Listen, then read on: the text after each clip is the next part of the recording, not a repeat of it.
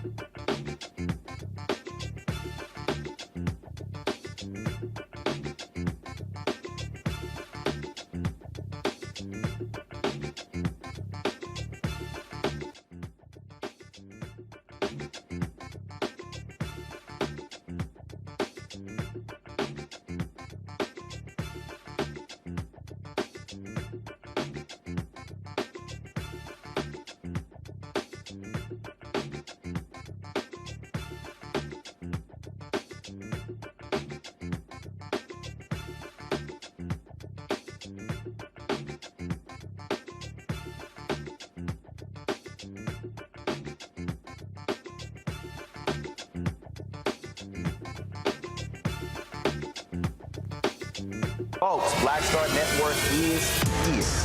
Hold no punches! I'm real revolutionary right now. Support this man, Black Media. He makes sure that our stories are told.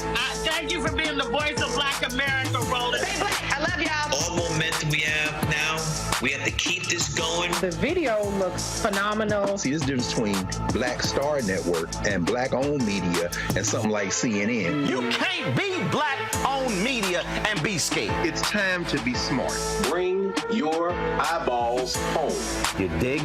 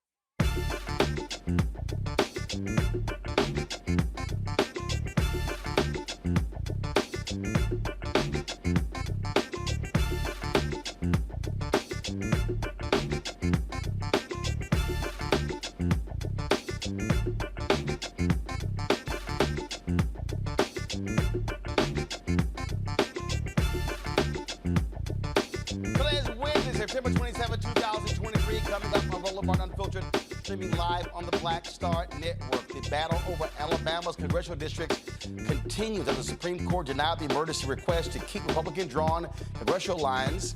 The court-appointed master proposes various options. We'll talk with the head of the NAACP Legal Defense Fund about this enormous fight. We are days away from a government shutdown if Congress cannot agree on a plan to keep it running. The Senate, they passed a bill. Now it goes to the House.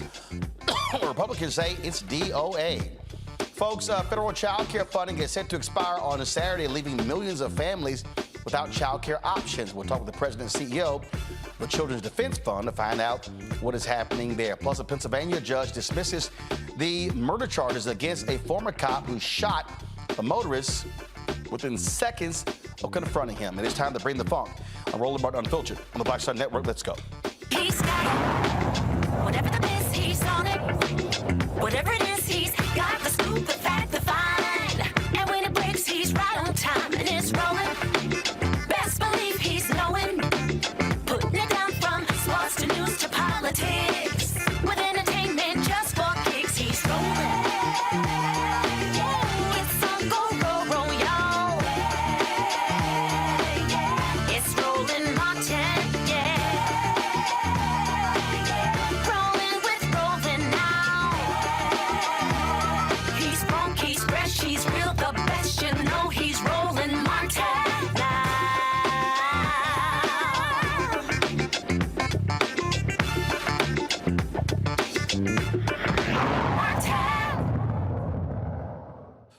Ooh, white Republicans in Alabama are really upset today, y'all, because they lost and the Supreme Court refused to hear their emergency request. They, of course, drew congressional lines, left them the same, even if the Supreme Court and lower court said you got to redraw them because you were screwing over black voters.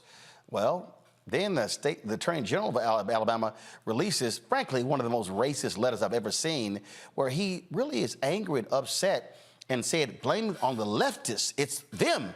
They're the reason why these things are happening, even though a right-wing Supreme Court refused to hear the case. Joining me now is the President and Director-Counsel of the Legal Defense Fund, NAACP Legal Defense Fund, Janai Nelson. Glad to have you here. So, Janai, so here's a question people asking me. Is this actually over? Meaning, is Alabama now going to get a second black congressional district, or are these people going to try to figure out some other way to get the Supreme Court to rule? It is almost over, Roland. We still have a hearing next week where we will look at the maps that the special master proposed on Monday. The special master who took over the case as a result of Alabama's obstinance and refusal to comply with the Supreme Court order. The special master has now given us 3 different options, each of which can help black voters elect a candidate of their choice. There you go. You got the maps right up. And one of them actually creates a second majority black district. The other 2 create a second district where the numbers are above 48%, so a near majority district. So we're very excited about the prospect of finally getting black Alabamians the political power that they deserve, that they have long been denied, and to finally put Alabama to bed. Because this is truly an egregious example of state defiance and massive resistance. And when I looked at what they were doing, I felt like I was living through Jim Crow. The efforts to defy, to stop, nullification, all things that these Southern Districts did. This is what white Republicans were doing in Alabama. I mean, to have the court say redraw the lines and go to the Supreme Court, and then for them to say, the hell the Supreme Court, we think Kavanaugh is going to hear us out. I just think this was an example where even these Republicans, these conservatives, the Supreme Court were like, we can't just have folk just ignoring the courts and then saying, we don't give a damn what y'all ruled. That's exactly right. What they did was they tested the court's authority. They tested the court's resolve to stand by its own word. And we know that the institution of the Supreme Court is something that many people are questioning its credibility, its integrity. If it had done anything different in this case, it would have been a death blow to any possible belief that they are acting as independent, objective actors, which is what the expectation is for Supreme Court justices. I'm extremely pleased that they did not rehear this case, that they did not grant Alabama's motion to stay the proceedings, meaning that they would leave these discriminatory maps in place for yet another important election cycle. So many different things are going on as we speak. You have what's happening in Alabama. You've got Louisiana. It still has to be dealt with, where the federal courts there said you need to create a second district. Everything that I've read, these Republicans in Alabama, Republicans in Louisiana, are watching what's happening in Alabama to try to say, hey, that could be our roadmap.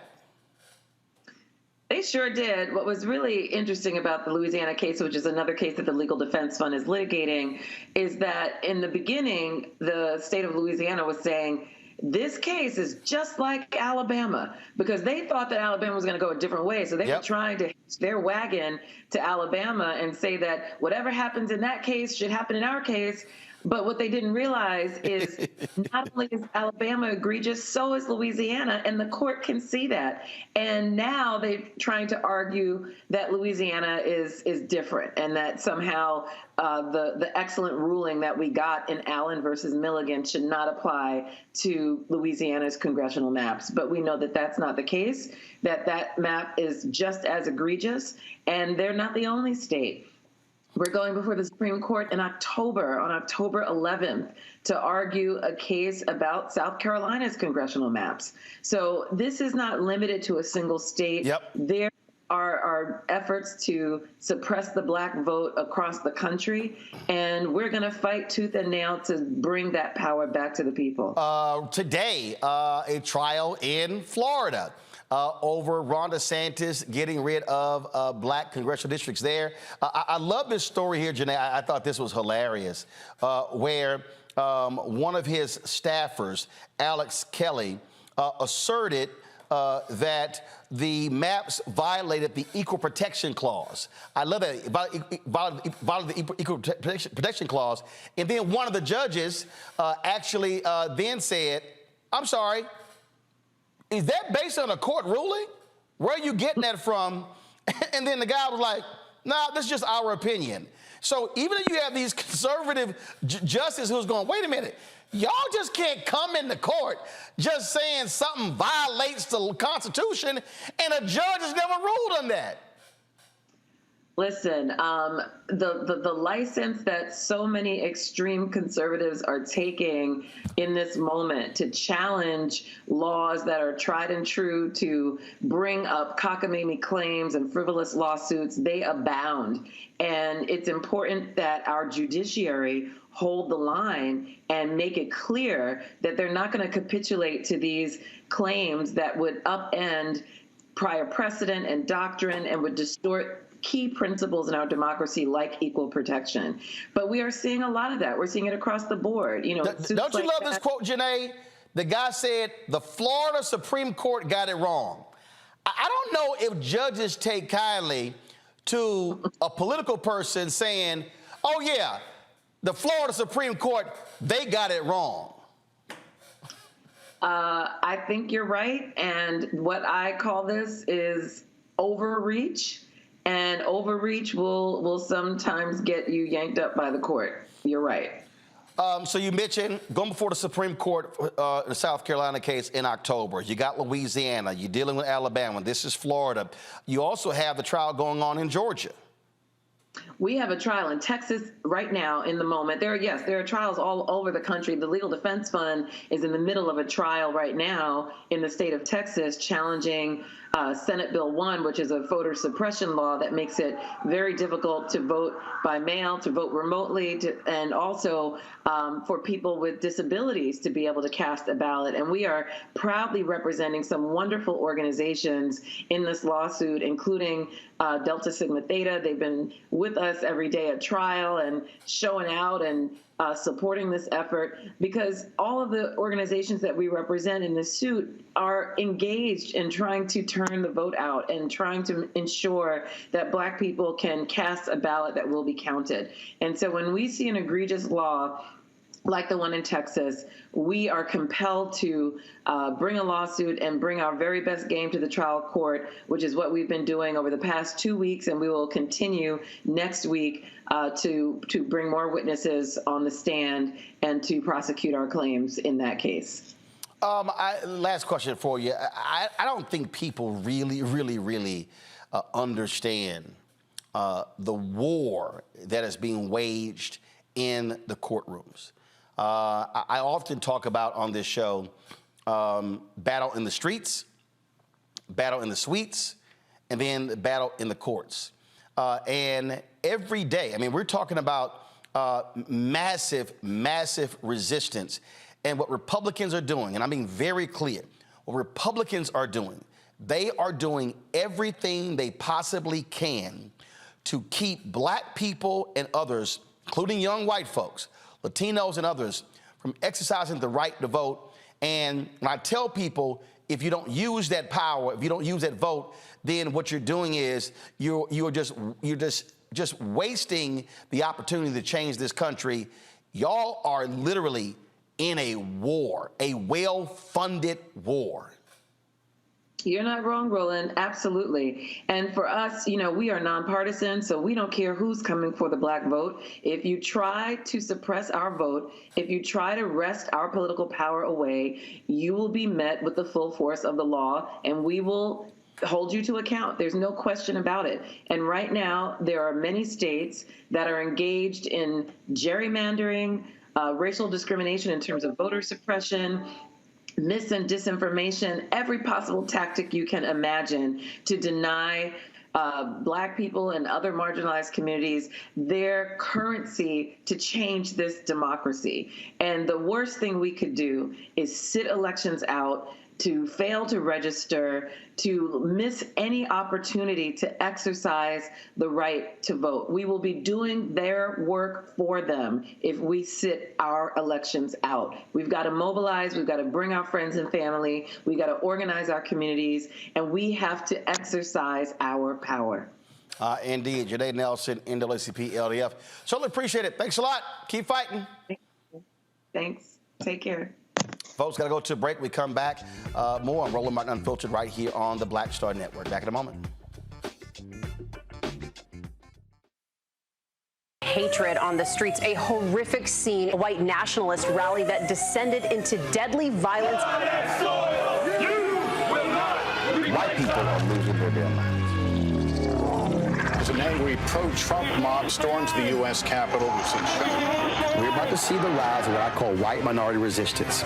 We have seen white folks in this country who simply cannot tolerate Black folks voting. I think what we're seeing is the inevitable result of violent denial. This is part of American history. Every time that people of color have made progress, whether real or symbolic, there has been what Carol Anderson at Emory University calls white rage as a backlash. This is the rise of the Proud Boys and the Boogaloo Boys. America, there's going to be more of this. Here's all the Proud Boys, guys. This country is getting increasingly racist in its behaviors and its attitudes because of the fear of white people. The fear that they're taking our jobs, they're taking our resources, they're taking our women. This is white fear.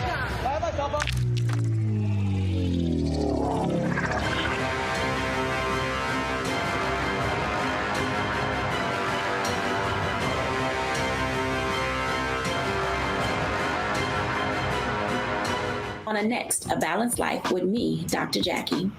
Staying balanced is tough enough with the normal day-to-day stuff going on. But what happens when we get the unexpected? It may come crashing down through a bad diagnosis for either you or a loved one. My son, he actually was diagnosed with non-Hodgkin's lymphoma, and it came at a very challenging time in my life. I had a lot going on with starting a new business. How to cope and even stay balanced when even the walls are crashing in. That's on the next A Balanced Life with me, Dr. Jackie, here at Black Star Network. When you talk about blackness and what happens in black culture, we're about covering these things that matter to us, speaking to our issues and concerns. This is a genuine people-powered movement. There's a lot of stuff that we're not getting. You get it, and you spread the word. We wish to plead our own cause.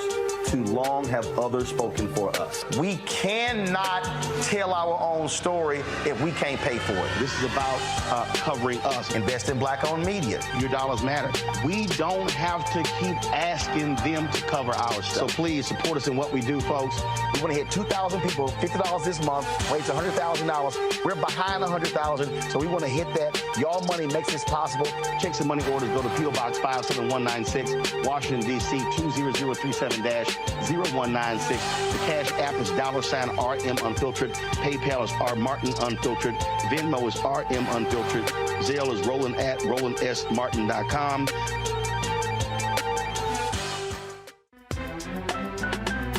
I'm Faraji Muhammad, live from LA.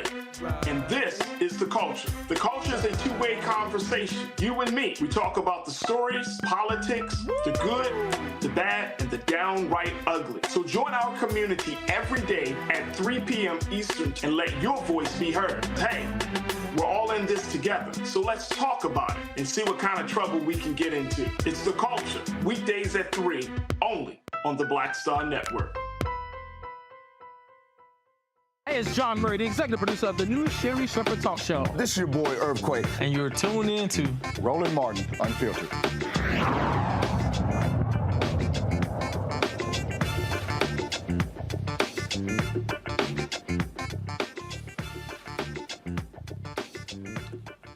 All right, folks, my panel, Robert Patillo, host People, Passion, Politics, News and Talk 1380 WALK in Atlanta. Jesse Hamilton McCoy, a clinical professor of law, a supervising attorney, the Duke Law Civil Justice Clinic. Tarun Walker, founder of Context Media Atlanta. Robert, I want to start with you. Again, legal battles. The audience really has to understand that our black civil rights organizations, NAACP, LDF, Lawyers Committee for Civil Rights Under Law, Transforming Justice Coalition, we can go on and on and on.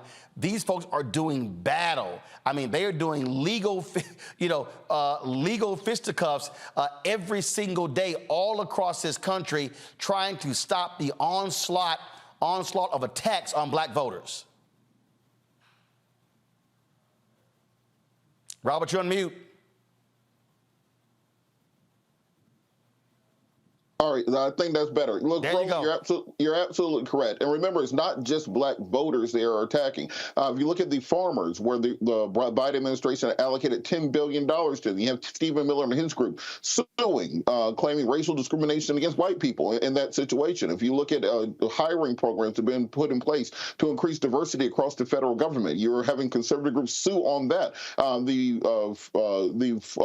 group of women who are investing in black female-led businesses, groups of conservatives are suing there. There's a reason that Mitch McConnell and Donald Trump attacked the judiciary. Donald Trump appointed over 300 judges while he was in office. Mitch McConnell stole Merrick Garland's seat in order for them to have a majority on the Supreme Court. It's because they anticipated this is that same battle to come. And these fights are taking place in courtrooms around the country. And a lot of times they don't get the same headlines, they don't get the same attention, but this is where the new front in the Civil War, the Civil Rights Movement is. It's happening in courtrooms around the country, and we have to be aware of that. We have to donate to these organizations. Young people are going to law school. We need more civil rights attorneys. Don't just go to the big firms. We are going to have to be ready to fight this battle because, as you said, as white people become a minority in this country, they're starting to avail themselves of the 14th Amendment. They're starting to claim equal protection violations. They're starting to claim that they're being discriminated against under the Civil Rights Act of 1964 and Voting Rights Act of 1965. They're taking the exact legal framework that was put in place to protect African Americans or other minority groups,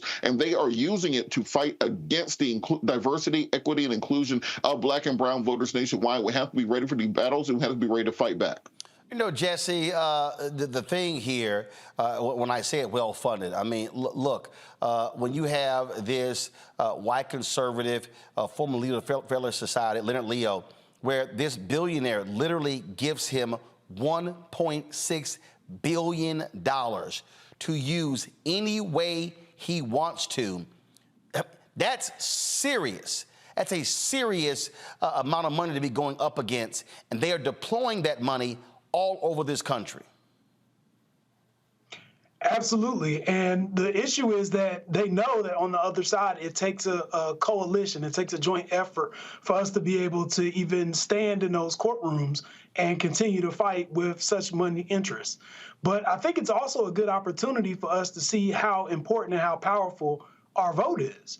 The fact that people still walk around convinced that voting doesn't matter, yet there are groups that are willing to invest a war chest, a treasure trove of money in order to keep people from coming out to vote and having the legal ability to vote, or to minimize the power that your voting bloc can have through gerrymandering.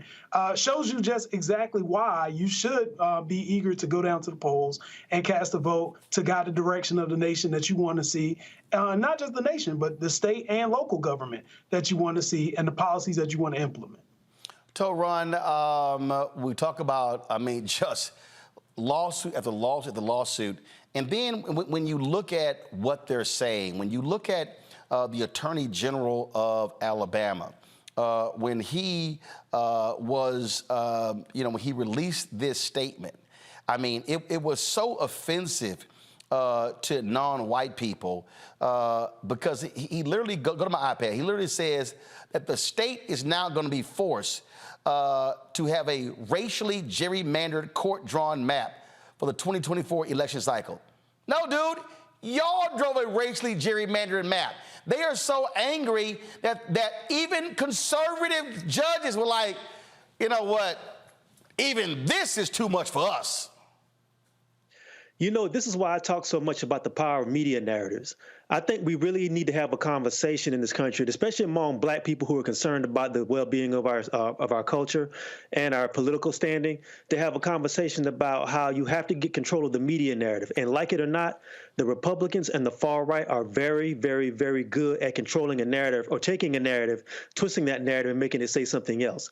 The people who believe in that, even though they may not even know that that's the truth or not, are going to run with that, because in their mind, like you said earlier, white people are on the decline, and anything that's going to push back against that or feeds into that fear, they're going to go with. So that sort of thing doesn't play in a courtroom, but it does play in the court of public opinion, and people have to be aware of that. And like the other brother said, we do need to have conversations about voting, but we also need to have conversations about how we fund these fights and how we push these things.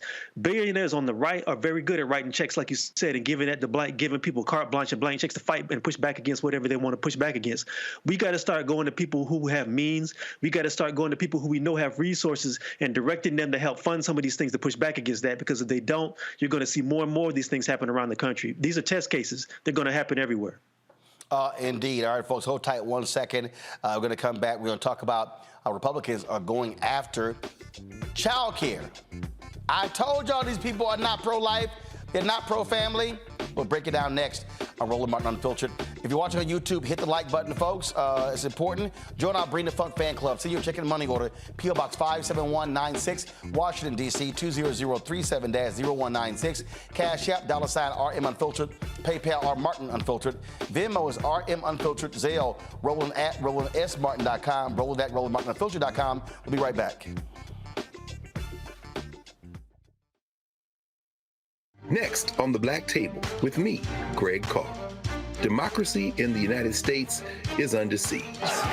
On this list of bad actors, it's easy to point out the Donald Trumps, the Marjorie Taylor Greens, or even the United States Supreme Court as the primary villains. But as David Pepper, author, scholar, and former politician himself says, there's another factor that trumps them all and resides much closer to many of our homes. His book is Laboratories of Autocracy, a wake-up call from behind the lines. So these state houses get hijacked by the far right, then they gerrymander, they suppress the opposition, and that allows them to legislate in a way that doesn't reflect the people of that state. David Pepper joins us on the next Black Table, here on the Black Star Network. On the next Get Wealthy with me, Deborah Owens, America's Wealth Coach, less than 5% of the top executive positions in corporate America are held by women of color. We know it's not because of talent. A recent study says that it's microaggressions, unconscious bias, and limited opportunities being offered to women of color. On our next show, we're going to get incredible advice from Francine Parham, who's recently written a book sharing exactly what you need to do to make it up into the management ranks and get the earnings that you deserve. I made a point to sit down and I made a point to talk to people. And I made a point to be very purposeful and thought-provoking when I spoke to them. That's right here on Get Wealthy, only on Black Star Network. Hello, I'm Paula J. Parker. Truly proud of the Proud Family, Louder and Prouder on Disney+. And you're watching Roland Martin, Unfiltered.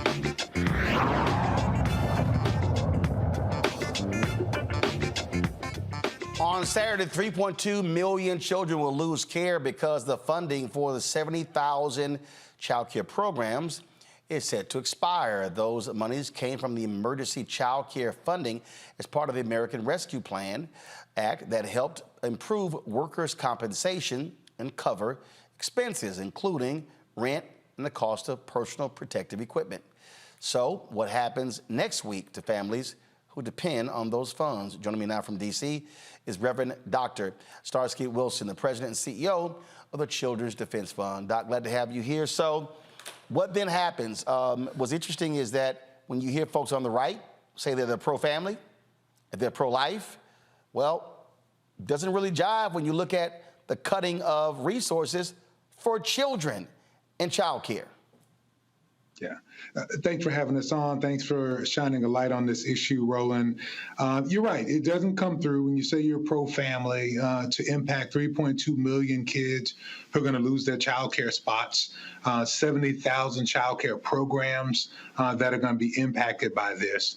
So what's going to happen next week if we don't get congressional action is families will be scrambling to make sure that they take care of their children, a reordering, a reshuffling of households, and parents having to make decisions about whether they actually can stay in the workforce. One of the things we've seen in the context of the return from the pandemic is we've seen a narrowing of the gaps between women who carry a disproportionate burden of child care in the home, being able to return to the workforce, to be able to close pay gaps with men because of this kind of support making child care affordable.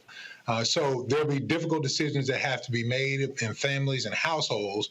But those who are Republicans who, frankly, who may not care as much about these families based upon some of their policy decisions, may care about the impact on the economy. Because we're going to see about 9 billion impact from those parents who have to leave the workforce or reduce their hours from them not having these child care supports. So this is a critical crisis for our economy. And this is one of those things that, again, I remember when Bill Clinton signed the new welfare bill, and when you listen to him, when you listen to Republicans talk about folks need to get out there and get to work, it's a lot of people would love to work, but they literally cannot afford child care because of low wages. And if I have a choice where I could go on, I can get welfare, I can get assistance, and to care for my child versus taking a job and I can't get them get the child taken care of, then what am I supposed to do? That's what drives me crazy the most in these conversations. Folk literally don't sit down and say, okay, over here you're bringing home $900 a month, and over here the child care is $1,500 a month. Yeah, you're right. I mean, the math ain't mathin', right? So it costs, by most estimates, about $11,700 a year for childcare. Those are the estimates for those of us who are taking care of children in America for an individual child. So you begin to reduce that from a lot of folks' paychecks, including, frankly, those people who are taking care of our children. The average childcare worker in America makes less than $15 an hour. So we've got razor-thin margins in the childcare centers. We've got folks who are working there not able to take care of their own kids in the same way. And when the average American is trying to make decisions about whether they can afford to work, engage in the self-fulfillment that comes from the dignity of work outside the home and in the home, they're making that decision based upon economies where childcare is just not affordable. And the reality of this support going away is that the folks who are running these childcare centers are going to have to make decisions about whether they can continue to provide the kind of subsidies and scholarships that parents have come to enjoy over the course of the last few years, or whether they're going to have to raise prices, thus making a challenging circumstance and challenging decision for parents to make even more difficult when the price of childcare goes up. What's the possibility of the money being restored? Well, it's looking really challenging. There are congressional leaders like Suzanne Bonamici from Oregon, Bernie Sanders and others who are trying to drive this, Patty Murray in the Senate trying to drive this. But with the conversations about a potential government shutdown, this is getting tied up. So there has been 2 weeks ago, a Childcare Stabilization Act bill was presented. There were attempts and continue to be attempts to attach this to the supplemental spending bill. But with the pressures, particularly in the House, to reduce government spending overall by 8%, there's still a lack of alignment on government spending overall. So this is tied up. When people are having a conversation about a potential government shutdown, they should be mindful that we're also talking about raising prices for childcare, talking about the crisis for childcare and families having to make this decision, and frankly, compounding this by tying up things like the Health and Human Services Department, which won't be able to issue support for Head Start. So that'll impact another 10,000 young people. So the chances seem slim right now. This is a work where we need people to call their congresspeople, particularly those in the House who are keeping from some alignment on a spending bill, to make sure that this is a part of the conversation for extending government spending and making sure young people have places of nurture and care. All right, then, Pastor, we certainly appreciate it. Thanks a lot. Thank you. All right, folks, when we come back, we're going to talk about, again, first of all, we're going to deal with these Republicans and their craziness when it comes to trying to stop the shut down the federal government. And this case out of Philadelphia, DA there's now dropping charges against a former cop who killed a man seconds after literally arriving on the scene. We'll talk about that as well. You're watching Roland Martin Unfiltered right here on the Black Star Network. All change is not growth. Right. But thoughtful change is real good fertilizer. And that's what has been so beneficial to us. But you also were not afraid of the pivot. Well, and I'm a black woman in business. Come on, I don't care how I dress up. I don't care who I'm speaking with. I don't care what part of the world I am in. I still am a black woman in business. Being afraid of the pivot, being fearful of change is not what got me here. Respectful of change. Respectful of pivot, yeah. Fearful? No, no.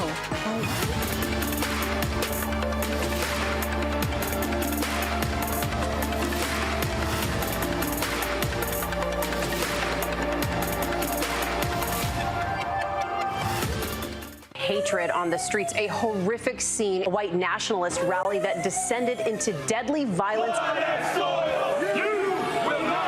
White people are losing their damn minds. As an angry pro-Trump mob storms the U.S. Capitol, we're about to see the rise of what I call white minority resistance. We have seen white folks in this country who simply cannot tolerate black folks voting. I think what we're seeing is the inevitable result of violent denial. This is part of American history. Every time that people of color have made progress, whether real or symbolic, there has been what Carol Anderson at Emory University calls white rage as a backlash. This is the rise of the Proud Boys and the Boogaloo Boys. America, there's going to be more of this. Here's all the Proud Boys, guys. This country is getting increasingly racist in its behaviors and its attitudes because of the fear of white people. The fear that they're taking our jobs, they're taking our resources, they're taking our women. This is white fear.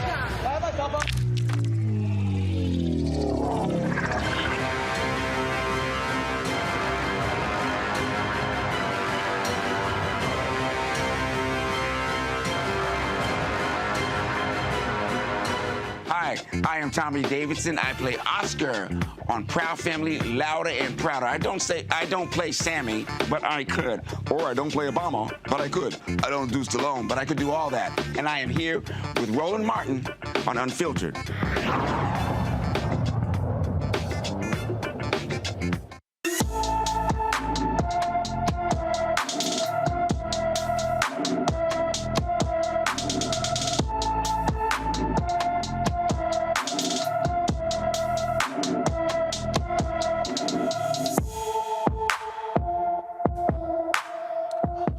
Take a good look at Jordan Groves. He's a missing endangered person who walked away from his Philadelphia home on September 22nd and has not been seen since. The 31-year-old is 5 feet 7 inches tall, weighs 140 pounds with black hair and brown eyes. Jordan was last seen wearing a red shirt, gray shorts, and gray Adidas shoes. Anyone with information about Jordan is urged to call the Philadelphia Northwest Detective Division at 215-686-3353, 215-686-3353.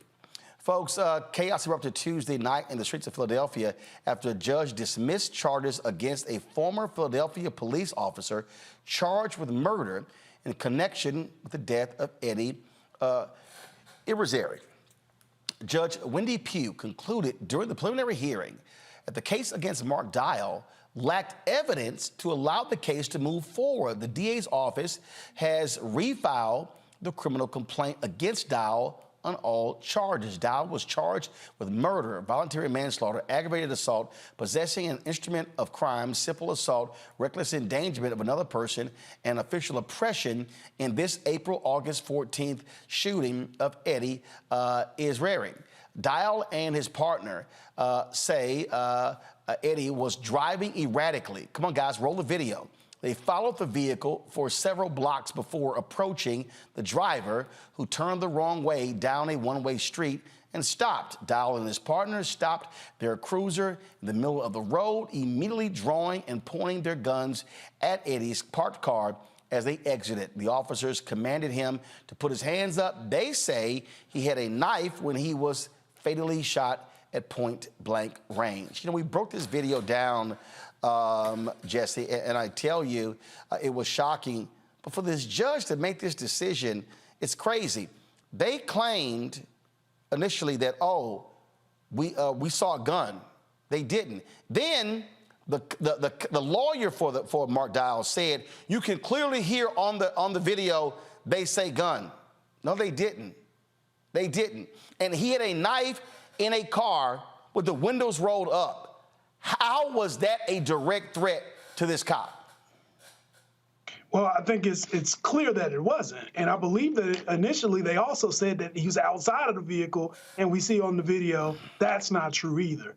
To me, it just sounds like the same story that we've been hearing over and over since the beginning of time, where officers are going to make up whatever they want to believe. I guess they forget that there's still cameras, and they're going to try to feed off of a narrative that they were afraid for their life, something had happened, and it resulted in them having to use deadly force, when clearly in this situation, there was no need for deadly force, and it's on their own body cams. We also have to only imagine what the victim in this case was going through when you see random officers hop out of a car and pull out their guns before they even come to your window, ask for ID, tell you anything about what they're stopping you for. Your life is already in jeopardy by the time that encounter starts. Taran? You know, I've said this before and I'll say it again because it's still true. If you are a black man, if you are black in general, your skin is your weapon. When you're dealing with a system that sees your black body as a weapon and sees you as a potential threat, you're always going to be carrying a deadly weapon. And this guy right here was a Latino. You know, I mean, even with that though, you know, anything that looks browner than a white hand is going to be seen as a threat. What's sad about that is we've seen police time and time again. I mean, we know the story of how they treat people in these situations, but the thing is we've seen them react non-violently or be very understanding when there's a mad dog in the street, whether it's a pit bull, whether it's a white person wielding a weapon, swinging it at the police, or having an actual automatic weapon or fully armed. A lot of police, they see white skin and they know how to move in those situations. Whenever they see anything that's brown or black, they automatically get on the defense and they get on the alert. What's sad about this is, unfortunately, there's a system in place that allows these men to make up whatever story they want to make up, and the system will back them with that. And this is really just a manifestation of that we see time and time again. And again, until there's financial consequences of these actions, until there are legal consequences to these actions, you're going to keep seeing this sort of thing repeated over and over and over. Nothing moves in society except money, and until you start making people pay for that financially with these situations, this is going to continue, unfortunately. Robert? Look, Kyle Rittenhouse murdered 2 people in a big crowded area. He then walked towards police with an AR-15 on his back and went home. Police didn't shoot him. They didn't surround him. They didn't attack him or accost him. He just went home after that. And police are going to, at some point in time, explain why people like Kyle Rittenhouse, why people like the Buffalo shooter, why people like the killer at the Mother Emanuel AME Church, Dylan Roof, why those people are suddenly able to leave the scene alive. But when there's a black or brown person who is unarmed or potentially has a knife inside of a car with the windows rolled up, why they are such an existential threat to require an extrajudicial execution by the federal government. I think that's a conversation that law enforcement needs to have with the community about why Kyle Rittenhouse can murder 2 people and have an AR-15 on his back and no officers feel panicked enough to shoot him, or Dylan Roof can murder 9 people and get taken to Burger King. But yet and still, if a Latino boy or a black man has a knife or is unarmed, they see that as so much of a threat that they have to make the fight or flight decision to murder that individual. This is a conversation that America's not ready to have. And this will put an extra emphasis into Congress going into this election year. We've been talking about passing comprehensive criminal justice reform and police reform for decades now. We had the entire George Floyd summer of 2023. We had promises made to communities that we would pass comprehensive police reform and criminal justice reform. It has not happened yet. You've got a dozen Republicans running on that side of the aisle. Force them to have a conversation about what they will do about this issue. Force your congresspeople and your senators to explain why they have not made this a top priority. I saw on conservative media, they spent so much time last night talking about the protests last night, talking about people who decided to start looting during the protests last night. But what they didn't talk about is what caused that. And what caused it is a legislative failing in this country that still allows the extrajudicial execution of individuals with no consequences or repercussions, and a legislative system that refuses to address it. Until it is addressed, we will continue seeing this happen. Folks, I got to play this for y'all because I just saw this and it was just way too much fun. So, you know, these Republicans have been out here talking about, you know, going after Hunter Biden and Joe Biden. And one of these people is Jason Smith, Republican from Missouri. And so that was a news conference where he was bringing things up. And so this NBC reporter began to then question him on his timeline. And if you want to see what happens when you just sort of ask a basic question, and all you're looking for is a basic answer, and they can't give you a basic answer, then all they do is act a fool. Watch this. On August 7th, 2020, Bill Barr was the Attorney General and Donald Trump was the president. So explain to me where the two-tiered system of justice comes into play. And then the WhatsApp message you have, I believe, is dated June 6, 2017. Joe Biden is not vice president or even a candidate for president at that time. So where is the direct connection to some sort of criminal malfeasance within these two pieces of evidence? Well, I think the facts speak for themselves. There's over 700 pages of examples of where people should be very concerned. When you're talking about what was your first question? It doesn't matter who's in the White House. We need to make sure that the Department of Justice works for all people and doesn't treat those who are politically connected or wealthy much differently. You suggested that Joe Biden being the president now is unfairly treating Donald Trump in his indictments? What I'm talking about is the 700 pages that we have before us, which is all the information that came from the IRS whistleblowers. Can you explain the timing then of the August 6th WhatsApp message? Why is that evidence of some wrongdoing? I'm not an expert on the timeline. I would love to have President Biden and his family to tell us about all the timelines If he's not the president or the vice president at that time, where's the wrongdoing? He wasn't even a candidate for president at that time. He was a candidate. On August 6th. So apparently, what source are you with? I'm with NBC. So apparently, you'll never believe us. I'm not going to believe it. I'm asking you a very direct question. You presented a piece of evidence that you say came on August 6, 2017, that demonstrates that Joe Biden was using political influence to help his son. If he wasn't a political figure at that time, the first WhatsApp message you put up. How does that demonstrate that there's some sort of political influence being put over him if at that time he is not he's not an elected official? I'm definitely not going to pinpoint one item. I think we've outlined numerous. The first thing that you brought up. So apparently you don't agree with it. So report that you disagree with it. I'll take the next question. If I'm not mistaken, August 2020. Oh my God! Yo, Robert, it's kind of a basic question. How you going after somebody for so-called illegal acts when they were president or vice president when they weren't even in office? I'm not going to lie to you. I did not expect for his voice to be that light. Like, I never saw that guy or heard of that guy before, but I had no idea his voice was going to sound like that. So it took me out for a couple seconds. It was an interesting voice. You know that boy that had no bass in his voice? He got a little bit of... You know he had no bass. He all treble. Look, I'm just saying, I didn't expect it. I expected a smaller man to have that voice. I expected him to come out sounding like Bull Connor. I wasn't expecting that. But look, this is the thing the Republicans keep doing. They keep shooting themselves in their own foot. Every time they think they have some momentum, you have the poll numbers showing Donald Trump up 10 points. You have questions about Joe Biden's age. You have questions about inflation and the economy. And then they just come and do something stupid to take attention away from that. So first you have the poll numbers come out that aren't looking great. Then Lauren Boebert heads down to the theater and has her good time. Now that becomes the story. Next, you have these questions about economic growth and GDP numbers. Then Republicans decide they're going to start this debt ceiling fight for no apparent reason and take attention off of that. Then you have this question of Joe Biden and the assistance he's providing to Ukraine and whether or not people agree with that. And then Republicans come up with this crazy-ass idea that, hey, well, we found something about the president's son's homeboys' text messages that show something. They can't keep on message. They can't create any kind of winning strategy. It's one thing that you lose every election. It's another thing that you are the cause of your own loss. I think we'd be in a healthier nation if you had a functioning Republican Party that actually had competing ideas. But when it's just a series of crazy people and scandals with surprisingly light voices, it becomes very difficult to take them seriously, and that forces people to really pick one side or the side of sanity. Well, I can't take you seriously when your timeline's all screwed up. Hell, you can't count.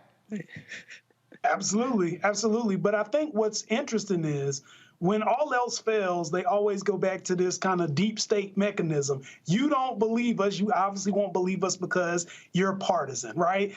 And this is the narrative that was already created to justify anything that our former president was able to do that was highly illegal.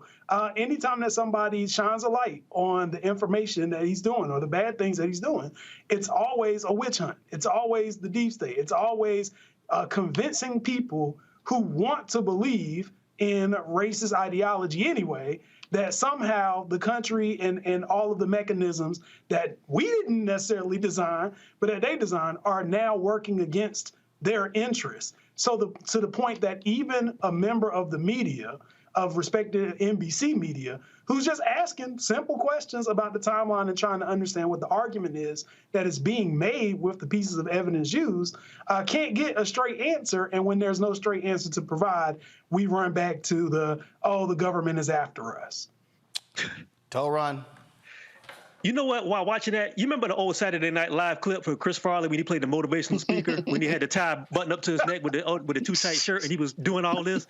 That's what that looked like, man. It was crazy to see that. But what's funny about it is this shows you the power of ideology over ability, because that guy knows, even though he was woefully underprepared for that press conference, and I got to commend that reporter for staying on him like that, his fan base and the base of that guy is going to still rock with that, because as long as you say certain buzzwords like, you're not going to believe us, you're fake news, you're the government, you're the media, people are going to just accept that and they're going to go along with it. What's crazy about that is if you are a Republican and if you have any concern about your party, I would think that you would try to find people who are more competent to be able to get in front of the media and explain your points. That was just sad to watch. It was crazy seeing that, and I can't believe that guy was able to get out there and do that. But we live in this economic time now. We live in this political circus that we live in, so anything is possible. It was wild. I think it was hilarious. First of all, Toran, Jesse, Robert, I appreciate both of y'all being on today's show with our panel. Thank you so very much. Folks, got to go to break. We come back. I went to Liberia. I chatted with a number of different people, including a Liberian businesswoman talking about what she is doing to grow the economics of that country, which celebrated its 200th bicentennial last year. It was founded by formerly enslaved people of African descent. And so we have that as part of our continuing conversation of the country of Liberia. You're watching Roland Martin Unfiltered right here on the Black Star Network.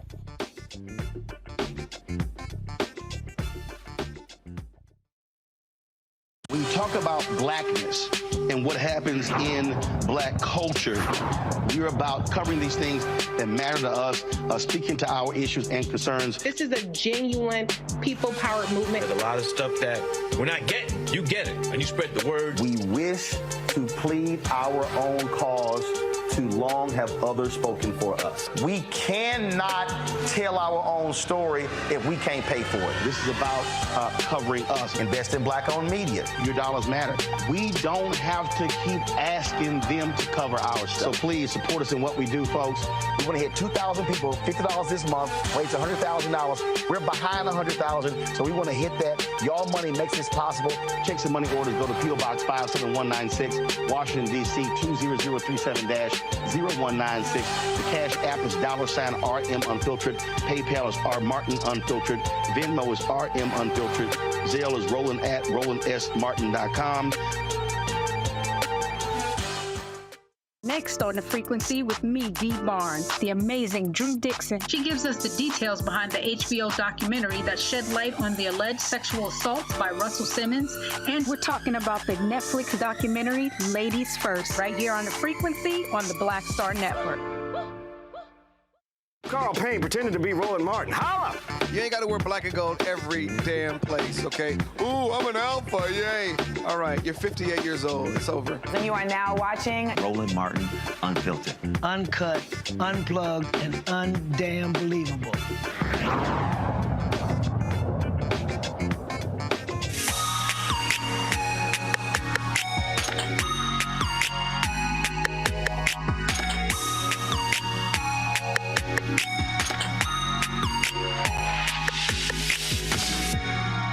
Hey folks, we're here in Liberia, of course, celebrating the 200th bicentennial of this country. And we've been having different conversations during our visit. And so I want to talk about economics, and not from the government perspective, but also from the private sector, from the business perspective. And so when we had the VIP dinner on our first night, ran across this sister who was a CEO, and I said, well, look, I said, let's chat. And then I went to her LinkedIn, and I swear she got about 15 businesses.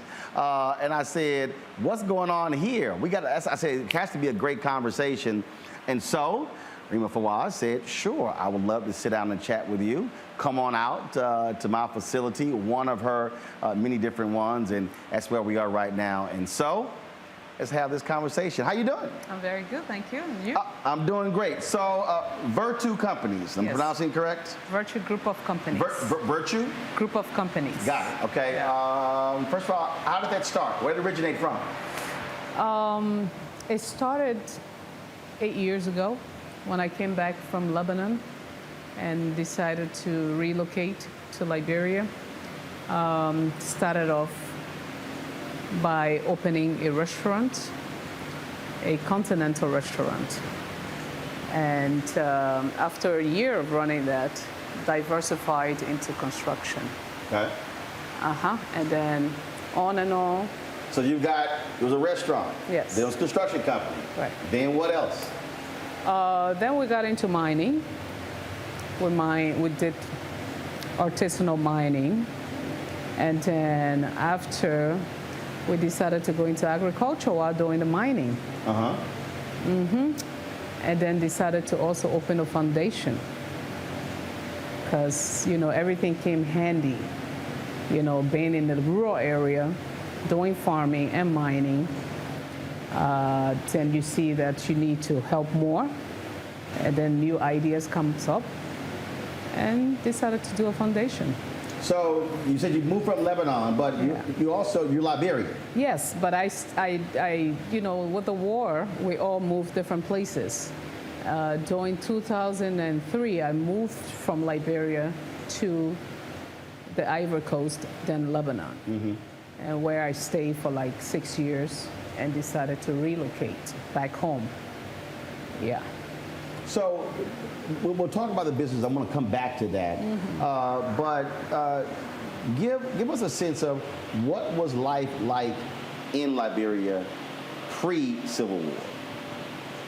Well, I was very little when the war took place. So most times when I'm asked the question, where did you grow up, I get confused because I was very young, and then we had to run to the nearby country, Guinea, and the Ivory Coast. But Guinea first, where I stayed like 3-4 years with my mom, and then moved to back to Liberia and got married. And then I had to relocate to Lebanon because there was a little bit of conflict going on. There was not really perfect stability at the time. So I had to go back, and then came back in 2006. And so because the war took like, what, 15 years? Yeah. So it ended probably a couple of years before you came back. Right. And so when I came back, there was a little bit of stability, and then we thought everything was okay. Then 2003, something happened, so it was like on and off. It was not like the real war before, but it was not stable. So then I went through my divorce and moved to Ghana, where I established my first business. But before that, Liberia was not what it is now. After coming back after the war, it was really bad. But you had massive destruction. Massive, bad roads. Thousands who died as well. Yes. And so you literally had this crown jewel of Africa that was destroyed in many ways and had to be reconstructed. Right. And so when we had the first stable government, elected government, which is Ellen Johnson Sirleaf, which was Ellen Johnson Sirleaf, there was a lot of changes that took place comparing to when I came back in 2006 from Ghana, because I came first, 2006, and tested the waters, thought I could stay. I actually moved all of my business here, and then realized that I could not even drive like 10 miles per hour. And I was so frustrated. I was like, no, I have to go back, take my kids out of here, go to the neighboring Ivory Coast, maybe learn a little bit of French, then I can come back when things are much better, which I did. So I left and came back, and much, much better. Roads are good now. I can speed because I'm a fast driver. You know, and going to my mom's village used to take weeks, sometimes months. Really? Yes. Now it takes me 3 hours. Whoa, so I wait, can wait. go and come Now back. it takes 3 hours. Yes. It used to take weeks or months? Weeks or months. See, that's the thing that when look, I've been gone twice. First time here in Liberia, but I've had conversations with other African leaders, and that's the thing that so many people take for granted. People talk about, you know, restaurants or this, that, and the other, but things as basic as roads, that changes cities and counties, that changes countries. For many Americans, look, they were born, their roads are already there, but there was a time when you had rural America, you didn't have roads and bridges, and all of a sudden you were pretty much cut off from the rest of the country. Right. So road connectivity, like you just stated, is very, very, very essential. I wouldn't have ventured into everything that I'm doing now if there was no road connectivity. Of course, we still need more. We need so much more done, but I'm the kind of person that try to appreciate the little good in everything because it's important, because you always have to build on that. Right. And you can do it, one person cannot do it all. So, and development is continuity. So we're hoping, and we see that there's even more going on with our new government. We see other developments going on, and movement is much smoother. Yes. I mean, as a business owner, the reality is those are things that you need in order to grow business. You talked about the village where you grew up, where it used to take weeks and months, now it's 3 hours. Right. You mentioned all the different businesses with agriculture. What are y'all growing? And is that happening in the village where you grew up? Yes, it's happening in the village.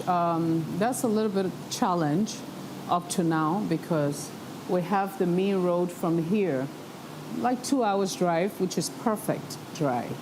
And then we get off. And when getting off... Yeah, then that's where the real, deal is. So when it's dry weather, you're fine. Yeah. When it's rain... Even with dry weather right now this year is scary. Wow. Yeah.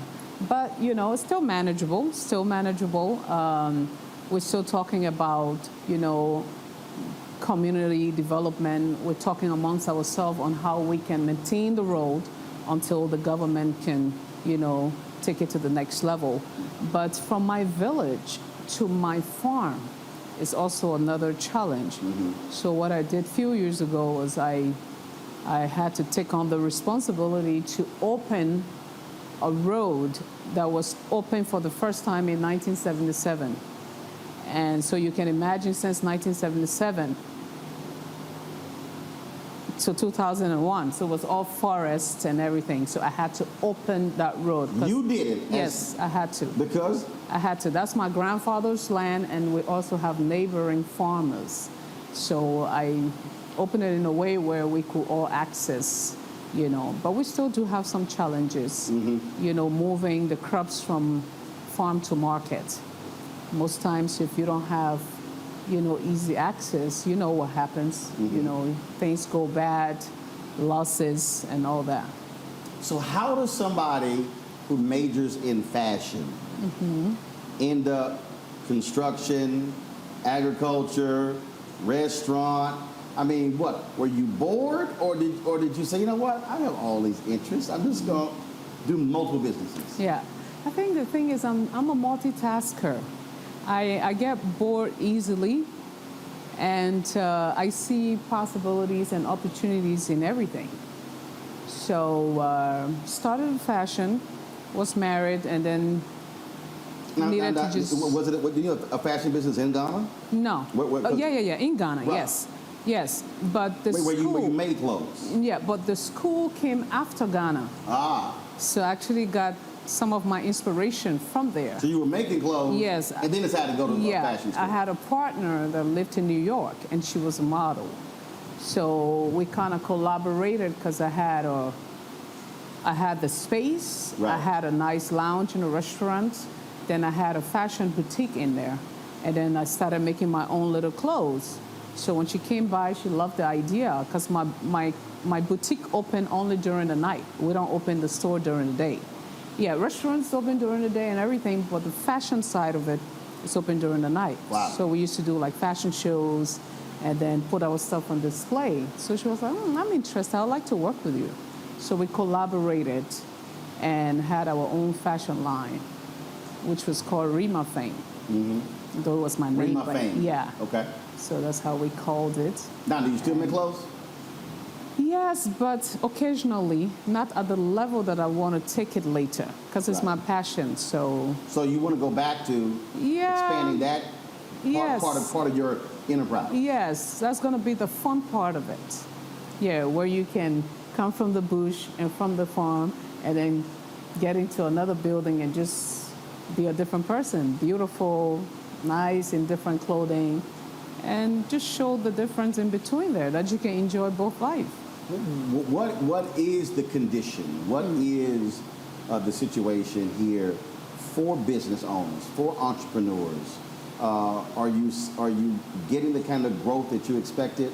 Are you seeing people excited about starting their own ventures and building them up? And then what kind of assistance is the government giving? Okay. First of all, let me start with the last question. So far, no assistance from the government. I'm not complaining, but there's no assistance from the government since I started my business. But with my personal business that I've started 8 years ago, at this point in time, my expectations was not what it is right now. Because when I started... Meaning, were they bigger or smaller? No, they were bigger, they were better, they were moving. I mean, there was prospect. You had hope that, okay, there's stability in my country now, development's going on. Now we have a younger, government coming in play. So, it can only get better, And then, so we started since 2012 in Liberia, and that was like the growing stage for us. So in 2018, I thought, okay, I'm not there yet, but I can now sit and observe a little bit and see what I've worked on, see how that is going to play out. Right. And then COVID came. So COVID came, we had all of this open. So you were moving. Yeah. You had this upward trajectory. Yeah. Multiple businesses are going fine. And just like, look, 41% of black businesses went out of business during COVID. Right. COVID hits and... Bang. Yeah, so that's what happened. I think you can see from the building when you entered. But this building was actually constructed for maybe a future university or a hospital, just lease out the stores to different multiple businesses. But because of COVID and everything else that's going on, we had to just be creative. So when did you acquire this building? I built it from scratch. You built it from scratch? Yes. And so when you say it was supposed to be for school? Yeah, I built it not to run it like what I'm doing now. I built it hoping that maybe somebody can take it and turn it into a nice university. Right. Or a hospital or an office building, Yeah, but we built it from scratch. This construction started from scratch. And then when you move in, then what did you put? So this was a open restaurant? No, it was an empty land, and then I decided in 2014 to start something, like a structure, because with construction, the projects don't come consistently. And in Liberia, you can't just do one business because sustainability is it's a little, so you have to do something to kind of support the other businesses. So when I noticed construction. So you need one. You got to build one business. Yeah. To support the other business. Well, not 100%, but you have to have that balance or something to fall back on just in case. Or as we say, you got your primary and you got a side hustle. Right. So, exactly. So the construction was my primary. And what became your side hustle? Building a multi-purpose building and trying to, lease out or open maybe construction, building materials. Right. Since I'm into construction. Because don't you have another building down the street? We saw a Virtue something. We saw a sign down. So this is your only building here? Yeah, this is my only building right on this part of the road. But going farther up, where that one, I don't have a sign there. Okay. I don't have a sign there, but I have a property on the beach there. I got it. That I'm trying to turn into a little boutique hotel. That was supposed to be my residence. So, and it's right on the beach. So very beautiful scenery. Yeah. So for this one, this is the only building on. So what would you say? So there's somebody. I know people have been doing this here. Folks, they've moved to Nigeria. People are moving to Ghana. People are leaving the United States. If there's the person who's watching or listening to this, and that idea, hey, you know what? I'm thinking about moving to Liberia to open a business. What do they need to know and understand? First thing is you have to find someone on the ground with experience. And that's the mistake a lot of us make. Because when we come back, we're so excited about the opportunities. You got an idea, yeah, but it's the reality. The reality is there. You have to speak to someone like me that have had the first hands-on experience. So what you're saying is, don't come here trying to build nothing and you don't talk to Rima. Because your construction company, what do you build?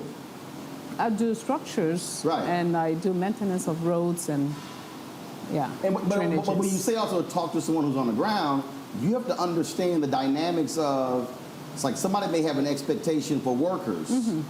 And we were talking earlier, and you said, not necessarily what you think it's going to be. Right, like any other country. It's not only with Liberia, but, like any other country. When you come to do something, sometimes you think the unskilled workers are reasonable and they're easy to maintain, so you take them in and then you get carried away and you invest so much and only to get what you didn't pay for. So it's part of the issue in this country. You mentioned earlier how young it is, the lack of skill set. Yeah. And so skill set development is vital. It's very vital. Like I'm the chair lady for the female construction contractors in Liberia. How many here? We're like 50, 60. Maybe more, but the ones that are registered with the association. Wow. Yeah. Yeah, and this is one thing that I always try to push on the table, that we need to go down to the ground level and stop thinking our job is at the office level. It's not the office thing. You have to get dirty. You could create a company, but at the end of the day, you got to have skilled workers who are handling the projects to get them done right. And that is harming us seriously, because when those things happen, the only thing you hear is Liberian construction contractors don't know their jobs. And that's not the case, because I have an eye for what I really want, and I know what I want. But you're the skilled guy. So if I tell you this is what I want, and you give me what I didn't ask for, then I'm like, and these are bricks, you can't just break them so easily because they're very expensive to build. So I tell my people at the association that I think the one way to fix this problem is to go into the fields, find the unskilled workers, and kind of work closely with them. I know trainings and, other internships and all of those things are going to be very vital to improve. So are there apprentice programs? Are there, because you talked about, hopefully this potentially being a university. So are you saying that also a need is having a very structured program to teach folks plumbing, electrician, and so now all of a sudden you've got 100 people going through the program every year. Let's say it's a 1-year program. Right. Now they've been trained. Now they can come. Now folks like you can hire them. Right. The next crop come in to learn that skill set. Correct. That's what we need. We need that so badly, especially when it comes to finishing. You know, like when I travel out of the country, I'm touching people's walls. I'm like, but why can't I was here? Why? So it's my major until sometimes. So you going to people's houses going, yeah. I'm like, you know, and they know how to do it, but I don't know what it is. I mean, I guess. Well, but it's simple. Yeah. If you don't have the skill set, you don't have it. Yeah. That's the point of skill set. If you've got a high skill set, then you can deliver on what it is on the person's vision. So having a university that can just focus on finishing and sometimes maybe even giving them scholarship after they've completed the courses here to go out there and just see how it really is, like how it really looks when it comes to life, you know, and also get some other what you call it, professionals to come down. Like the Mexicans, sometimes I'm like, oh, I can't wait to get money so I can be able to afford to bring some of these Mexicans and stuff from America to come and teach our people on how to do proper finishing and also to get all of the right materials needed for that. So the opportunity for African Americans would be if you're in the construction area or in the teaching area, correct, you can come teach. Yes. And build. Yes. That is, you know, it was interesting when we were at the Monrovia Day celebration. You were there as well, and it was amazing to hear the MC say that 75% of Monrovia are young people. Listening to the mayor, listening to others talk about having such a young country, but to your point, not being skilled, and so now all of a sudden you've got high literacy rate, you've got economic issues, and so these are folks who want jobs. They want to make money, but if I don't know how to do anything, then you sort of have a difficulty because you're trying to build something, but you need people. Right. You need staff. Yeah, and you will have all of our young people, a lot of them in the ghetto, you know, high on drugs, and that's one thing that is affecting, you know, our young population. It's a very serious issue. So every time I drive down the street, I'm like, I see all these strong young men, you know, out there. So now you have more women trying to do stuff that men do, that men are supposed to be doing for them or with them, you know. So that's one of the depressing part. And like the ambassador said, yes, a lot of the population, maybe 75%, are young people. Yeah, so, and I think we talked a little bit about it this morning before the interview. You were like, well, how did that happen? You know, and I said, I think it's because of the war. You know, people lost their parents, kids went astray, and you had young children having children. So there was no education, there's nothing, nobody, it's like you're not able to teach your child, you know, all of the fundamentals of, you know, of and life. for you, you had mother and father. Yes, but they were separated since I was a baby. So I spent most time with my mother and a few times with my father. But I didn't have much opportunity with my dad because right after kindergarten, first grade, then the war came. So he went back to Lebanon, and I had to run through the forest with my mom. And we lived as a refugee in Guinea for years. So, yeah. So, you know, you still don't get, I still didn't get the feel of having a real, you know, that family. Right. Yeah. So when people think about, we talk about Liberia becoming the first republic here on the continent of Africa, some 12,000 freed and enslaved folks coming here. So you had, from 1822, you had all of this progress, all of these things happening. Then you go through the 20th century, and Tubman becomes president, and often referred to as the father of Liberia, and these things happen, and the close relationship with the United States of America and other African nations are looking towards Liberia as the symbol of greatness. I was looking at the Ducor Hotel and listening to the minister talk about how this was the crown jewel of Africa, sitting high atop the hill there, overlooking the ocean, this massive pool there as well, and now it's sitting there. Now it's ruined, right? And it's a fence around it. So for me, being on this hill and looking at it, and I'm going, I can only envision what this looked like, how magnificent it was, and how gorgeous it was. And so now you are in essence going back 50 plus years and now having to restore what Liberia already had. So you're like, how can I be part of this change? You know, and being an entrepreneur, if you're not careful, then you keep thinking, okay, I think I can solve this problem. I think I can fix this. I think I can do this.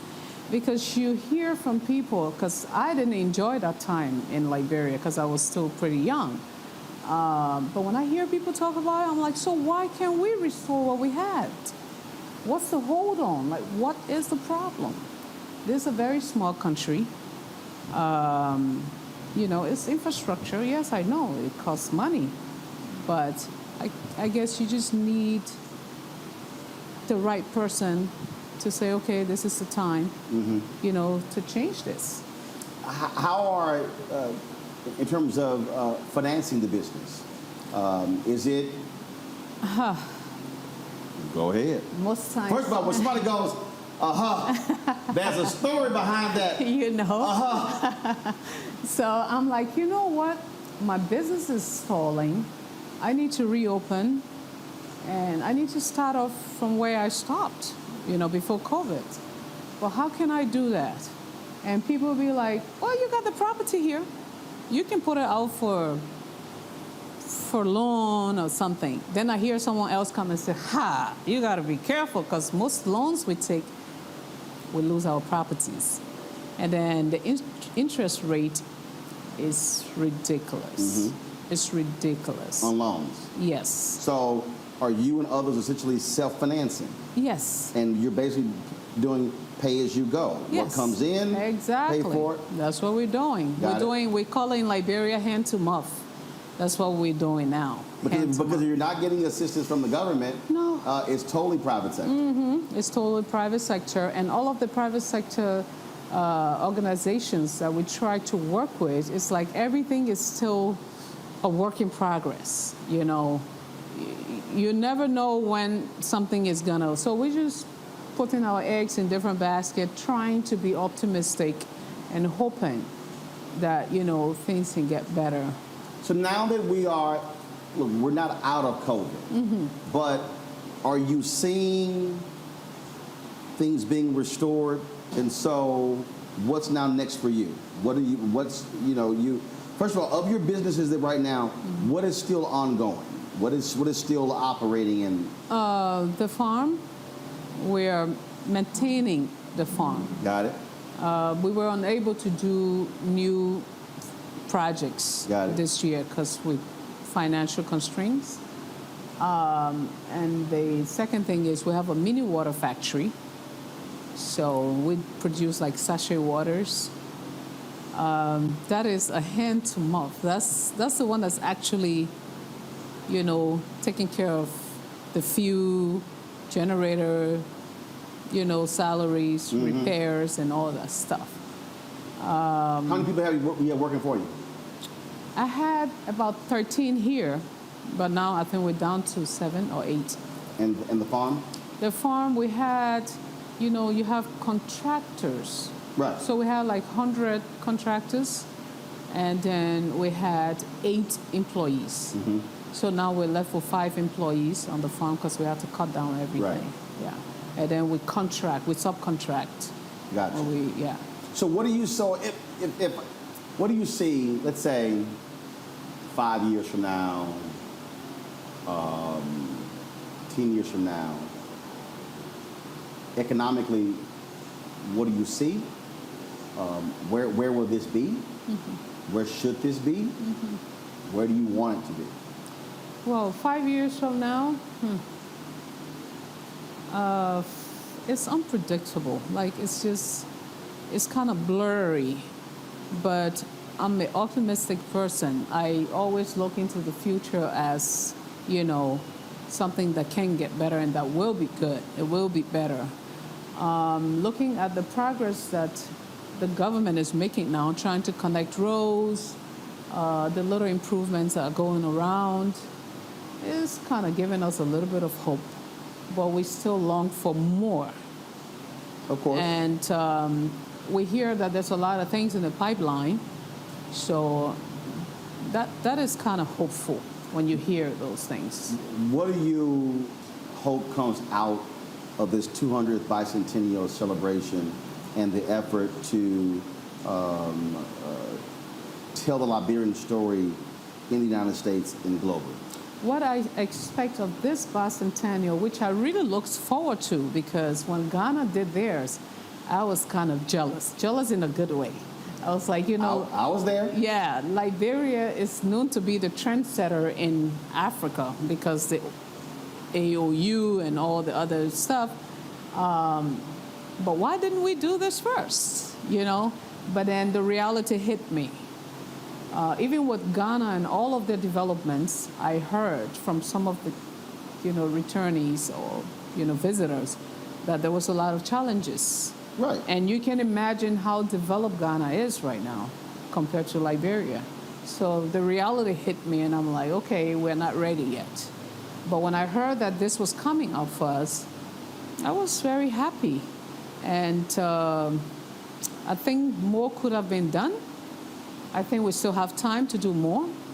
But I hope the government can focus more on connecting those touristic places, because we have beautiful places in Liberia compared to a lot of other African countries around here. Mm-hmm. So if we can focus more on tourism and road connectivity, this will make a big difference. Because when people come from overseas or from the diaspora, they get fascinated by stuff they're not used to. They don't see on a day-to-day basis. The culture, right. The scenery, all of that. Right. But if you can take them out of Monrovia, and really show them the beauty of this country, that could be, something else. Well, speaking of showing, now's your time to take me on this tour. Okay. So we'll go through the building and you'll explain. So I want you to show me what your vision is for this space that you've constructed. Okay, and I wish we could go to my village, like I told you, because I have a very nice football club, and I have about 130 footballers, all young people, that I take care of all by myself also. Really? Yes, and see, you should if they're in the club, you should have them on the skill side. Yeah. Have somebody teaching them carpentry and construction stuff. Yeah, so we have a tent in the village because we can't afford to construct a, building right now, but it's a huge tent. And that tent was put there to start something like that. So you have 3 kids of your own, but you got another 130 kids. Yes, I do. 130 kids plus the ones here and the employees. Yeah, so... But you got a lot of mouths to feed. I know, but that's the best part of it. It makes you feel accomplished, makes you feel like you're giving back. Mm-hmm. Though it's very challenging, and sometimes you're like, but why am I doing this? I'm not, how they call that lady? How do you call that Indian? Mother Teresa? I'm not Mother Teresa, but then your heart, because you're someone that they look up to as an idol. Right. They want to be like you. You give them so much hope. So you want to tell them, yeah, it's okay. You're here, but you're like, it's okay. You can do it. You can be better than me. So then you tend to take everything and yeah, just keep expanding. Cool. Yeah. All right, let's go tour. Yeah. Come on, we'll walk this way. Okay. We'll go through. All right, Rima, come show me around what all these different things you had going on. Let me take you around. In Rima Land. Or Virtue Enterprises. Virtue Multipurpose Building. Okay. All right. So what was happening in here? So in here, just buying time, like I said, the initial, idea was to open like a building material in here, but like upscale building materials. Like selected items, nice lightings and chandeliers and all that stuff. But due to COVID, we couldn't, so we had to, do something else just to keep the building going. So we had a very nice pool room set up here. Very, very nice. Used to be really good before COVID. Now, you said before COVID, this joint was packed. Yeah, I used to have like 350 people come here. And sometimes I have to bring my living room chair and put it out. You had to go to your house and bring extra chairs? Yes. The kids, the parents, and, we had everything going, and it was really good. So that was my office right there, so I'm able to observe and walk through. And so I built it having two things in mind, that I could run the businesses in here by myself or maybe lease to stores. So if I'm going to run it by myself, then I need to have access to all the stores. So I decided to put doors in between. So the doors that go all the way down? They go all the way down. Okay. So my office is here. I can come out here, monitor this, monitor whatever, and then walk through and then come back to my office. So basically, this was like your my walkway, my private walkway. Or your hideaway. My hideaway. Yeah, so you all behind the scenes. So everybody's over there, and I'm like observing without you knowing that I'm there. Okay. Yes. All right, then. All right, so we're talking about, so how many total businesses are the one that's floor? Five different stores. So okay. we have the VIP pool room. Okay. Set up here, and then we have the bar. Right. The restaurant. And next door we have. And you open what? 5 days a week? 6, 7 days a week? 7 days, literally. Wow. Yeah. And then this was the cafe. So this is cafe. So what were you doing? What were you doing in here? We sold ice cream. We had like a little pastry place, popcorn, juices. So this was the kids' favorite room. Really? So kids would come in here and then be so busy, but it was really a nice experience. We had like TV on the wall, so they come in and they can watch like cartoons. At the same time, we had chairs all here, so parents can sit out there, have their drink, and the kids are in here safe. And so basically, if you brought the whole family here, so if mom and dad want to go eat at the bar, they're over there. Right. If one of them want to go play pool, they're over there. And then with the kids, they got their own space over here, so everybody had their own spot. Right. And then the kids sometimes go out there. We have like those mini cars, so the kids go out there and then have a ride around, have fun with some of the, employees, and just to distract them from their parents so that they enjoy. Yeah. Well, in many ways, this was truly a multi-family, multi-purpose facility. Right. And I always got the question like, this place is so nice. We're having fun. We don't want to go back to town. Can you create something upstairs, like a nice, resting place and blah, blah, blah. So I was like, okay. So I started thinking about, transforming the last 2 floors into apartments or a hotel. Okay. So that is still in the pipeline. That's something I'm still looking at because with the location it had, that has a lot. So your first floor was really where you had things going on with development. Yeah. You had developed second and third floor. No, the second floor was just sometimes we use the space for what do you call it, weddings and occasions. Okay. Yeah. Let's go to the next spot. So this was the kids spot. Yeah, this was the kids spot. Okay, all right. Step in. All right, so we'll go. All right. Okay, so in here we had a mini mart. We had like American products. Yeah, like all the nice lotions and makeups. food. So rice wasn't in here? No, rice wasn't in here. Oh, that's just for now. Yeah, right. Rice was next door. Okay. Yeah, all but right. we just moved it in here. Oh, so I see with the shelving and everything. Yeah, so with COVID, we lost all of the products, like everything else that was in here. Yeah, because everything expired. Right. We had to shut down because businesses were not allowed to open. So I had to move to my village because I couldn't bear sitting here and seeing the business close. So I moved to my village for 7 months. And when we came back, everything was messed up.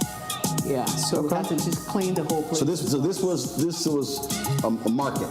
Yes, this was a market, like a mini store. Right. When you come in, you can get a convenience store. Convenience store. Got it. Okay. Yeah. All right. So one more next door. Yes. All right. Let's go to the final room on this floor to see what we're working with. Yeah. So this last room, right here, okay, have a story. Oh, this has a story? Yeah. All right, I want to hear the story. This story this is where I slept on the floor. I think you can see this is where I have my TV on the wall. And then I have my mattress right here. I have a little bathroom there. And these doors were closed permanently. Well, I see those are some heavy-duty doors. They are, but they were shut. It's like a bank vault door. I know. You had to do it for security. So those ones were closed, and this was where I hung my clothes until I did all of the projects in this place. Wait a minute, so when you built this, you stayed here? Yeah, I stayed here when it was not completed, like when I was still doing the upper floor and the last one. How long did you stay here? 3 years in this room. Are you serious? Yes, I'm serious. But it was peaceful. No wonder you said there's a story in this room. Wow. So this is where I stayed and then did everything that I did in this yard. So was this the first room? So you knew you were going to stay here? Yeah, I finished this first. So you said, hold on, I'm going to basically build my apartment first. Right. While then build the rest. Yeah. So, because most times I used to sleep in my car outside. So I'm like, okay, I'll just fix this one up because I have to do other construction. I work for the World Bank, the National Housing Authority, the GIZ. So doing those projects, you don't have time to do stuff for yourself, and that's why sometimes you don't get things the way you want because you're not on the ground. So you had a mattress on the floor? Yeah. So you didn't bring a bed post, you just mattress on the floor? It was so comfortable. It was comfortable. I enjoyed it. Wow. Yeah. So doing other people's projects, you come from the other sites pretty late, and then you need to spend time at your project. So you don't have time to go home and, or live somewhere else. So I just decided to move on ground. For 3 years? Yes, for 3 years. Wow. So it took 3 years to build? Yeah. Wow. Yeah, because you have to do it little by little. You work, then whatever you get, you work. Make money, put it to the building, make some money, put it into the building? Yes. Okay, yes. I got you. And that's why I took everything out of me, hoping that, okay, I'll just invest, I'll just do whatever, put everything into it. And then I'm very sure that in a few years, things would be great. And then when I started the little, restaurant and all that stuff, and it used to really do well, and I was like, okay, this is hopeful. So kept on putting in everything, and only to get COVID coming in. All right, we're gonna go look at upstairs, because I think you said you had banquets or something like that. You mean up? Yeah, we'll go up. All right, so we got big old wide open space. Yeah, so this is the place we use as a hall for now, just to keep the space going. But the initial intention for building it the way it's built was for furnitures, like local Liberian furnitures. Oh, so that's why you have slanted windows. And so that way, they can see the furniture from the road. Yes. And stop by. Right. So we tried to build a workshop in the back of the building so that we create all of our old furnitures using the local Liberian wood. But yeah, the space is here. Now, we didn't get to do that yet, so we use it for weddings, trainings, etc.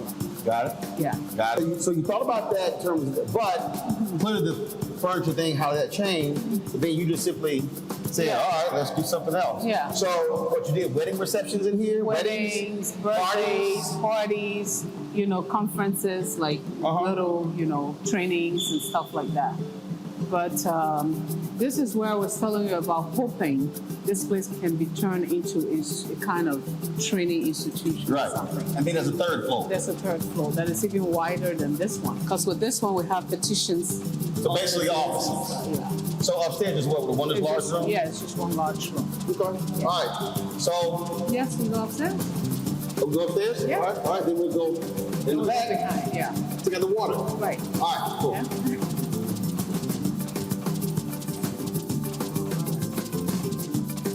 Already. So in here we have a drawing that can give me about 12 nice suites. How many? 12 nice suites. 12 nice suites? Yes. Okay. And then like a little gym area, maybe like few machines. And people can come and have conferences, weddings, and still come up here and sleep. Or maybe on the way to the airport, because this building is strategically located. So how far are we from the airport? We're like 10 minutes. Oh, that's it? Yeah. Oh, wow. Yeah. Okay. 10 minutes when I'm driving. So that's 30 minutes for everybody else? Yes. But it's 15 minutes. Okay. Yeah, 15 minutes.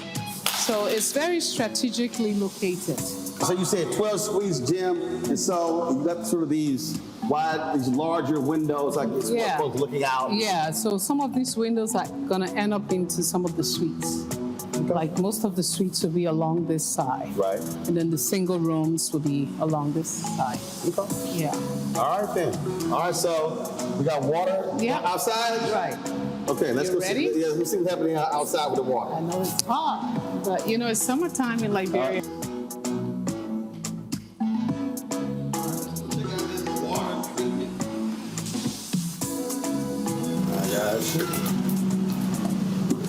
Don't worry about it. It hit my head. I'm good. Don't worry about it. Oh, I got a hard head. Don't worry about it. All right. All right, here we go. All right. So this is the backyard. This the back? Yeah, this is the backyard. Yeah, to the multi-purpose building. And in here, we have our boys' quarters and the generator room. Then we have our borehole over there for the water factory. Okay. And so what are you producing? We're producing the sachet water. Okay. Yeah. Got it. Yeah. And then there. And you're bottling yourselves? Or what? It's not bottles yet. We're doing the sachets. Got it's it. like plastic. You know, like those plastic waters. So this is your son's project? Yeah. All right, that's your son right there? Yes. All right, cool, Doc. What's your name? All right then. So she tells me this is your pet project. Yes. All right, so tell us about it. We have a sachet mineral water factory behind there. We produce the sachet water which we distribute in the local community. Okay. How many do you do? 600 per day right now. Wow. Okay. And when did you start? Late last year. Yeah, that's when we really started to. So I tell you, look, if your mama's an entrepreneur, you kind of got no choice but to do something. Yeah. Yeah. So this was your idea. So what? You came to her, and so tell me how that happened, and what was her reaction when it was your idea?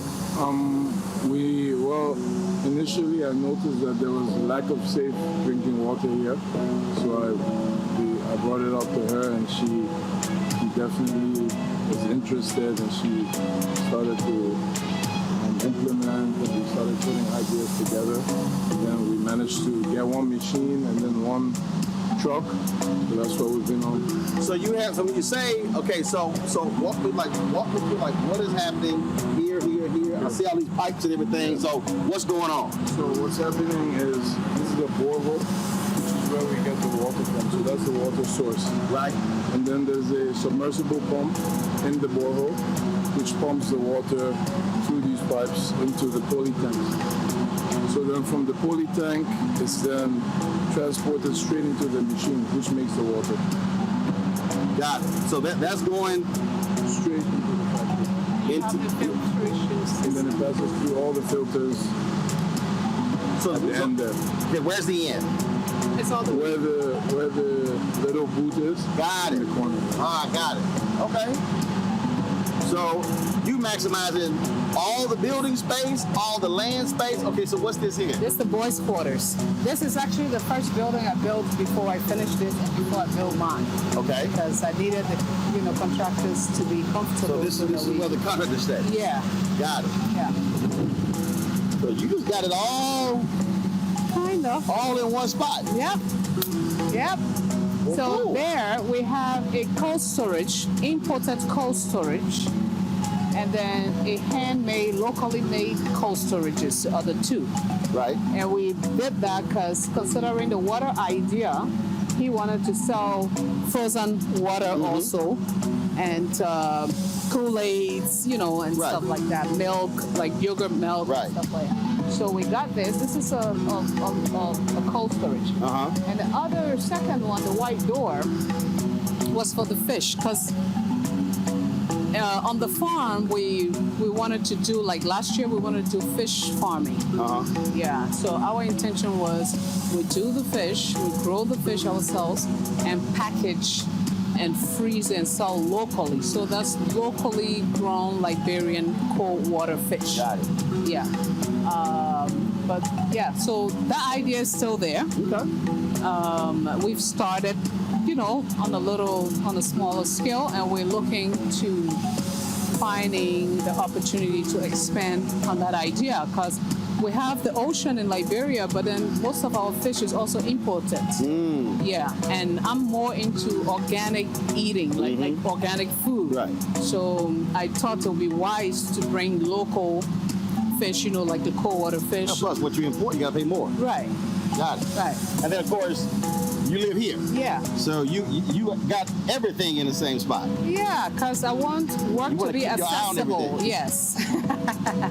Like I told you earlier, I had my experience in Ghana where I had my first business, and I had to drive hours away, to come to work. Like a 3-hour drive? Yeah. Wow. Depending on traffic. Man. It could even go more.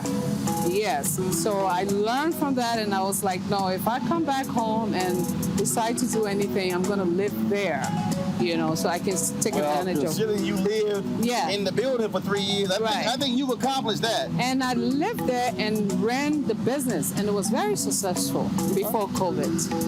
So. Well, hopefully you will get back to things on and popping as it was before COVID. Yeah, but I wish we can bring a better idea and, have partners come on board so we take the idea to another level. Because I would like to see a hotel expanded behind here, like all the way in the air, and then this whole front building can just be a reception area. All right, well, you never know. You never know who's watching and listening to this. Right. So that might happen. Yeah. All right, so it's real loud over here. So let's, a little slippery right here. Okay. So this one, you talk about the 600 a day? That's what this is? Yeah. So everything coming through that, coming down, and then who's their bagging? And he bags it and packs it. And then once it comes out of here, then you load it in the truck, on the truck. Okay. Very massive warehouse. This was the place where we were supposed to do the workshop. So this building goes all the way in the back. Wow. So now Mustafa is hoping when he can afford to upgrade the factory, he's going to expand into this space. Good. Yeah. So you get more machines and then produce more. All right then. I'll upgrade to the bottles. And that's the water. Yeah, 500 milliliters. 30 in a sack. And so, what, making a drink out of this? You got a straw or something? Just rip it. Just rip it and drink it. And it's very safe. This is where? Anyway, He knows how to do it. Oh, you stir it with your teeth? Or you can do it with your teeth. Yeah, exactly.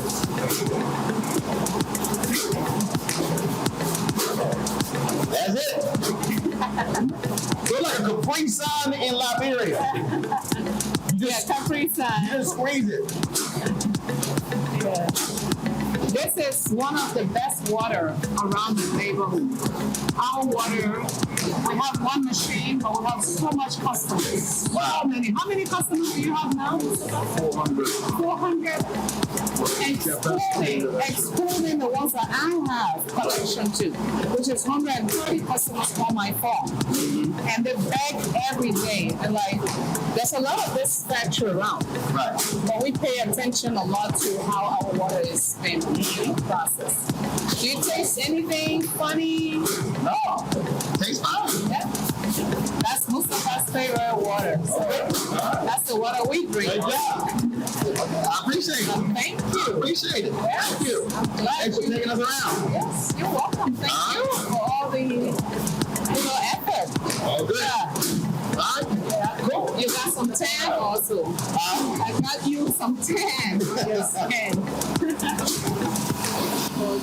Of the population, we look like, oh, we enjoying the water. That is so good. Well, you got to finish the water because you can't put the bag in your pocket and then your pocket's going to be wet. Yeah, my friend used to do it. He's like, I'm trying not to trash the street. See? There you go. I finished it. Right. Because I said, hold on, I got to finish. You can't even leave a little bit because all of a sudden it's going to be a wet pocket. So like I was saying, I hope that they can look at it from a different angle. We know we don't have all of the infrastructure and all of the attractive things happening right now compared to other countries. Right. But it would be nice if they can also come and experience life from the dimension that we as entrepreneurs in Liberia are experiencing. You know, we need 50 Cent to come here. To me, 50 Cent looked like a fella boy from my mother's village. You know, serious. You know, he can pass so easily for that, you know, and he can make so much difference and so much impact just by coming down and, you know, going beyond his, you know, his comfort zone. Right. A little. And then I say, what's this guy? Kevin Hart? Yep, Kevin Hart. Like a guy, you know, Liberians are very diverse people. So he looked like someone from the president's county. Crown, you know, Bassa. And then I say P. Diddy looks like a mono boy from Limba. I'm serious. That's how I see them. And I think... So which county am I from? You are from Lopa. You're from Lopa. You can pass so easy for looking. Really? Yeah. They all look a bit like you, and they are very productive people. They used to be the cold basket in Liberia. And my country was protected at one time. Okay. Yeah. Cool. So let people come back to Liberia and see if they can find other interests. You know, you can come for a few days and just, you know, experiment. You never know what impresses you might not impress you. Right, you know? And we're going to work hard. And like I was saying earlier again, that the tourism sector needs to work with creative people. People with, you know, innovative minds that can collaborate with them to really bring some of these things forward. Cool. Some of them don't cost a lot. They just need the idea. Well, trust me, they'll be watching and you can let them know. Yeah. All right, then. I appreciate it.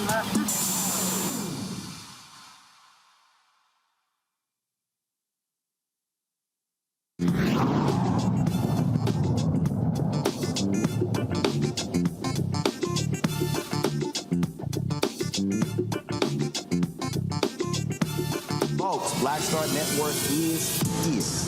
Hold no punches. I'm real revolutionary right now. Support this man, Black Media. He makes sure that our stories are told. Thank you for being the voice of Black America, Roland. Hey, Black, I love y'all. All momentum we have now, we have to keep this going. The video looks phenomenal. See, there's a difference between Black Star Network and Black-owned media and something like CNN. You can't be Black-owned media and be scared. It's time to be smart. Bring your eyeballs home. You dig?